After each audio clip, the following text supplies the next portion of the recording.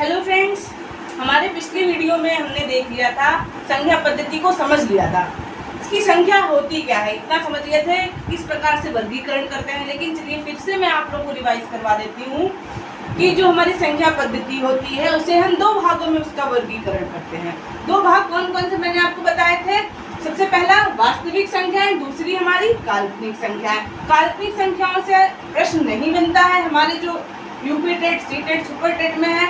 लेकिन सबसे जरूरी ये होता है कि हमें क्या पढ़ना है और क्या नहीं पढ़ना है। ये एक मुख्य पॉइंट है।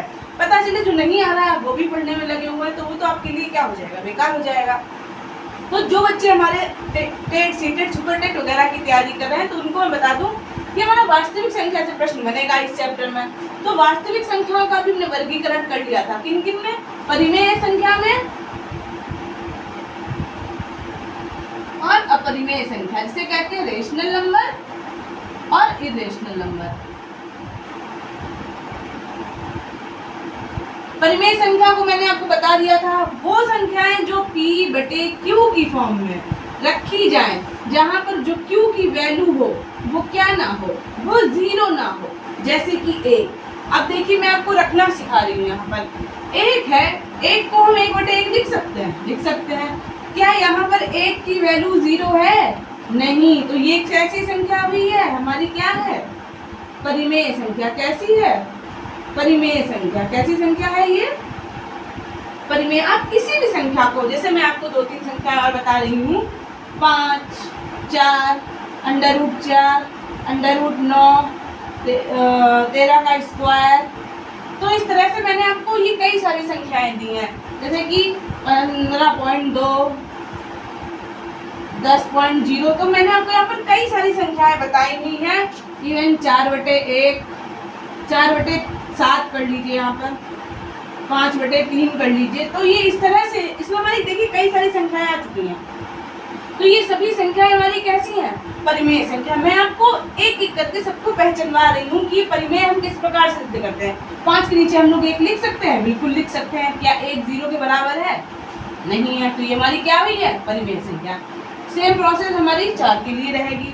अच्छा देखिए, √4 को हम क्या लिख सकते हैं? अंडर जो 4 है, 4 का वर्गमूल आप सभी लोग तैयारी कर रहे हैं तो जानते होंगे। 4 का जो वर्गमूल है वो क्या होता है? 2 होता है। अब 2 के नीचे 1 रख के देखिए, क्या ये 1 हमारा 0 के बराबर है? नहीं है। तो ये हमारी क्या हुई? परिमेय संख्या। 13 का स्क्वायर क्या होता है? 169। तो 13 का स्क्वायर हमारा यहाँ पर हमें मिल गया है। अब 169 के नीचे 1 मान लेंगे। क्या हमारा 1 0 के बराबर है? नहीं है। तो मैम ये कैसी हुई? परिमेय संख्या है। अब परिमेय संख्या दशमलव में समझ लीजिए। दशमलव में जैसे हमने यहाँ पर 15.2 लिखा है, पॉइंट हटाया, नीचे कितना? 10 लिखा। अब देखिए 152/10, क्या 10 हमारे देखो P/Q की फॉर्म में है? हाँ है। ये देखिए P है, ये Q है। क्या Q हमारा 0 है? नहीं है मैम। क्या है हमारा? 10 है। क्या है? Q 10 है। तो ये कैसी हुई? परिमेय संख्या है। जो संख्या P/Q की फॉर्म में है, इसलिए P है, ये Q है। क्या हमारा साथ Q है? नहीं है। तो जो संख्या हमारा P/Q की फॉर्म में है और Q की वैल्यू जहाँ पर क्या ना हो, Q का मान 0 ना हो, वो हमारी सभी संख्याएं परिमेय संख्या आएंगी। परिमेय ये बहुत परीक्षा में पूछाता है कि कौन कौन सी परिमेय संख्याएं हैं, या परिमेय संख्या के अंतर्गत जो वर्गीकरण है हमारा वो कौन कौन सा है। तो यहाँ पर हमने परिमेय संख्या समझ ली। अब परिमेय मैंने आपको पिछले वीडियो में समझा दी थी। तो हम क्या करेंगे,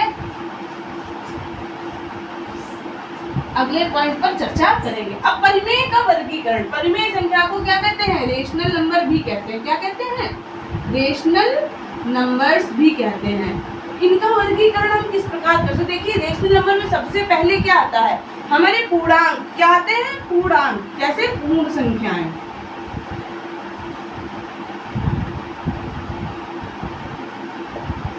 पूर्णांक। पूर्णांक को इंग्लिश में क्या कहते हैं? इंटीजर। इंटीजर शब्द बहुत ही कॉमन है। इंटीजर, ये हमारे इंटीजर हो गए। ये हमारे रेशनल नंबर के अंतर्गत हम आपको बता रहे हैं। अच्छा एक चीज और समझ लीजिए, जो रेशनल नंबर होते हैं वो हमारे निगेटिव भी हो सकते हैं, मतलब नकारात्मक और सकारात्मक। मतलब कहने का मतलब जो हमारे ऋणात्मक नंबर और सकारात्मक मतलब धनात्मक नंबर, दोनों प्रकार से हमारे मतलब निगेटिव वैल्यू और पॉजिटिव वैल्यू दोनों दे सकते हैं। जो रेशनल नंबर होते हैं वो हमारे निगेटिव भी होते हैं, पॉजिटिव से -3/5 या -3/5 दोनों ही क्या है हमारी, क्या है, परिमेय संख्याएं हैं। क्या है, परिमेय संख्या। तो आपसे कभी भी अगर पूछे कि आपको 4 ऑप्शन दे दिए, ऑप्शन जैसे -4, 4, 3, 2, उसमें आपसे पूछेगा बताइए इसमें से कौन सी, इस तरह से प्रश्न बनते हैं कि इसमें से कौन सी परिमेय संख्या नहीं है। 4, -4, 3, साथ में एक ऑप्शन आपको दे देगा इनमें से कोई नहीं। अब आपको लगेगा -4 है, आप -4 टिक कर देंगे, जबकि सही उत्तर क्या है, इनमें से कोई नहीं। यहाँ पर सभी हमारी परिमेय संख्याएं हैं, सभी हमारी परिमेय संख्याएं, जो ऐसा कोई भी नंबर नहीं है जो परिमेय संख्या ना हो।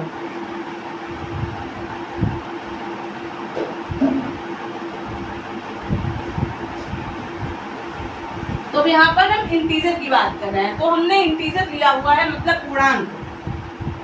और यहाँ पर किस दूसरा क्या होता है हमारा, भिन्न। क्या होता है, भिन्न।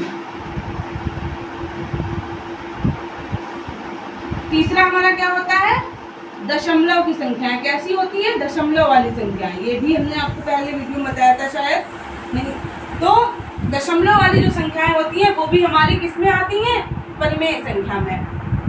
अब यहाँ पर हम आपको बताने जा रहे हैं पूर्णांक। पूर्णांक में कौन कौन से नंबर होते हैं, हमारी पूर्ण संख्याएं। कौन सी, पूर्ण संख्याएं।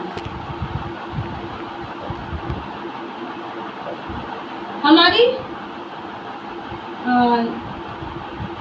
प्राकृत संख्याएं। कौन सी, प्राकृत संख्याएं। कौन सी, प्राकृत संख्या भी इसी में आती है। अगर पूर्ण से प्राकृत संख्या का वर्गीकरण किसमें किया गया है, तो प्राकृत संख्या का वर्गीकरण हमारा पूर्णांक में किया गया है, यानी कि परिमेय संख्या के अंतर्गत हमारी प्राकृत संख्या आती है। फिर हमारी इनमें से भी सम संख्याएं। कौन सी होंगी, सम संख्या। अंत में आता है कौन सी, विषम संख्याएं। अच्छा, इनमें से भी कुछ संख्याएं होती हैं कैसी, भाज्य या अभाज्य। कैसी, भाज्य संख्या या अभाज्य संख्या। कैसी, भाज्य या फिर अभाज्य। तो हमने यहाँ पर पूरा एक बेसिक स्ट्रक्चर समझ लिया है। अब मैं आपको एक एक करके समझा देती हूँ। हमारे इंटीजर मतलब कि पूर्णांक क्या क्या होते हैं। तो यहाँ पर मैं इसे मिटा लेती हूँ, फिर आपको बताती हूँ पूर्णांक। देखिए, कोई भी संख्या हमारी भिन्न में ना हो, ना तो वो दशमलव में हो, हालांकि वो धनात्मक या फिर वह ऋणात्मक हो सकती है। जैसे कि -2, -3, -4, +6, 7, 0, ये सभी संख्याएं हमारी कौन सी हैं, इंटीजर मतलब पूर्णांक। तो ये हमारे क्या है, सभी संख्याएं इंटीजर कहलाएंगी। लेकिन ये ना तो भिन्न में है, ये ना तो दशमलव में है। आपसे हमने पूछ दिया क्या 3/2 इंटीजर है, नो मैम, 3/2 इंटीजर नहीं है। 3/2 क्या है हमारा, तो भिन्न हो सकता है, नहीं है। सबसे यहाँ पर सिर्फ परिमेय संख्या के अंतर्गत 3/2 का वर्गीकरण हो सकता है। बाकी -3, -2, -4, 6, 7, 0 ये सभी हमारे इंटीजर में आएंगे, ना कि भिन्न। अब हम भिन्न समझ लेते हैं। भिन्न आप लोगों ने बचपन से पढ़े होंगे, 2/3, 3/4, जो ये इस तरह की संख्याएं होती हैं, ये हमारी क्या होती हैं, भिन्न। अच्छा, दशमलव संख्याएं। दशमलव संख्या 3.1, 4.72, 5.66, तो ये सभी संख्याएं हमारी कैसी हुई, दशमलव संख्याएं। अब पूर्ण संख्या, पूर्ण संख्याएं 0 से लेकर के अनंत तक, 0 से लेकर अनंत तक जो सभी धन संख्याएं हैं, मतलब जैसे 0, 1, 2, 3, तो ये कहाँ तक, इनफाइनाइट तक हम चले तो हमारा क्या हो जाएगा, पूर्ण संख्या है। वही प्राकृत संख्या, भाई 0 की वैल्यू तो दी गई है, संख्याओं में आई है तो होल नंबर। पूर्ण संख्या क्या कहते हैं, होल नंबर।